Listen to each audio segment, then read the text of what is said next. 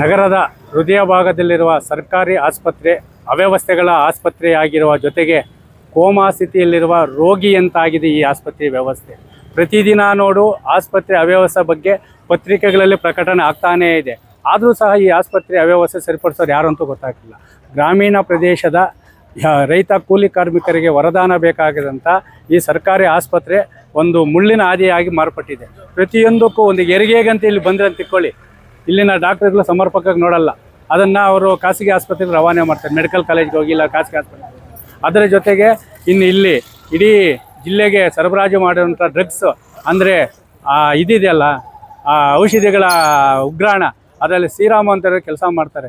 ಅವರು ಸಮರ್ಪಕವಾಗಿ ಹಾಸ್ಪಿಟ್ಲ್ಗಂತೂ ಸರಬರಾಜು ಮಾಡ್ತಾಯಿಲ್ಲ, ಕಾಳು ಸಂತೆಯಲ್ಲಿ ಮಾರಾಟ ಮಾಡೋದೇ ದಂಧೆ ಅವರು.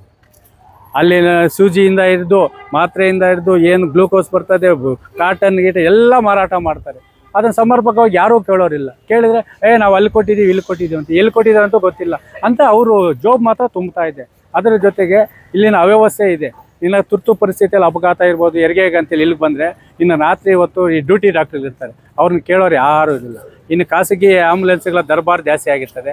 ಅದರ ಜೊತೆಗೆ ಇಲ್ಲಿ ಪಾರ್ಕಿಂಗ್ ಅವ್ಯವಸ್ಥೆ ಇದೆ, ಅಂಗಡಿಗಳು ಅನಧಿಕೃತ ಅಂಗಡಿಗಳಿದೆ, ಅವರವರೇ ಜಗಳ ಆಡ್ಕೊಳ್ತಾ ಇದ್ದಾರೆ.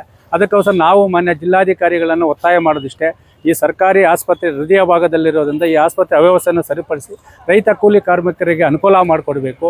ಅದರ ಜೊತೆಗೆ ಹೆರಿಗೆ ಮತ್ತು ಅಪಘಾತ ಸಮಯದಲ್ಲಿ ಬರುವಂತಹ ಒಂದು ರೋಗಿಗಳಿಗೆ ಸಮರ್ಪಕವಾಗಿ ಸ್ಪಂದಿಸುವಂಥ ವೈದ್ಯರನ್ನು ನೇಮಕ ಮಾಡಬೇಕು. ಅದರ ಜೊತೆ ಮಕ್ಕಳ ಡಾಕ್ಟ್ರುಗಳೇನಿದ್ದಾರೆ ಅವರು ರಾತ್ರಿ ಹೊತ್ತಲ್ಲ ಹಗಲು ಹೊತ್ತು ಮಾತಾಡ್ತಾರೆ. ಅದಕ್ಕೋಸ್ಕರ ಹಿಂದೆ ಇಲ್ಲಿ ಕೆಲಸ ನಿರ್ವಹಿಸುತ್ತಿದ್ದಂತಹ ಅದು ಶ್ರೀನಾಥ್ ಅವ್ರನ್ನ ಇಲ್ಲಿ ಮುಂದುವರಿಸಬೇಕು ಅಂತೆಲ್ಲ ನಾವು ಆರೋಗ್ಯ ಸಚಿವರನ್ನು ಒತ್ತಾಯ ಮಾಡ್ತೀವಿ.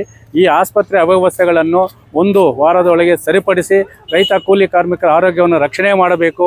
ಇಲ್ಲವಾದರೆ ಏನು ಇವತ್ತು ತಾಜ್ ಮಹಲ್ ಅಂತ ಕಟ್ಟಿರುವಂಥ ಹಾಸ್ಪಿಟ್ಲನ್ನು ಉದ್ಘಾಟನೆಗೆ ಬರುವಂತಹ ಯಾರೇ ಸಚಿವರು ಬರಲಿ, ಇಲ್ಲ ಮಾನ್ಯ ಮುಖ್ಯಮಂತ್ರಿಗಳು ಬರಲಿ, ನಾವು ಕಪ್ಪು ಬಟ್ಟೆ ಆರಿಸೋದಂತೂ ಗ್ಯಾರಂಟಿ. ಯಾಕಂದರೆ ನಮ್ಮ ಆಸ್ಪತ್ರೆ ನಮ್ಮ ಹಕ್ಕು. ನಮ್ಮ ಆಸ್ಪತ್ರೆಗೆ ಬರುವ ಸರ್ಕಾರದ ಅನುದಾನಗಳನ್ನು ಸಮರ್ಪಕವಾಗಿ ಬಳಸ್ಕೊಡ್ಬೇಕಂತೇಳಿ ಈ ಮೂಲಕ ನಾವು ಒತ್ತಾಯ ಮಾಡ್ತಾ ಇದ್ದೀವಿ. ಈಗ ನಾವು ಇಲ್ಲಿ ಒಂದು ಮನವಿಯನ್ನು ಕೊಟ್ಟಿದ್ದೀವಿ. ಯಾರಿಗೆ? ನಮ್ಮ ಶಾಸಕ DS ಜಗದೀಶ್ ಸರ್ ಅವರಿಗೆ. ಆಸ್ಪತ್ರೆ ಅವ್ಯವಸ್ಥೆಗಳನ್ನು ಸರಿಪಡಿಸಿ.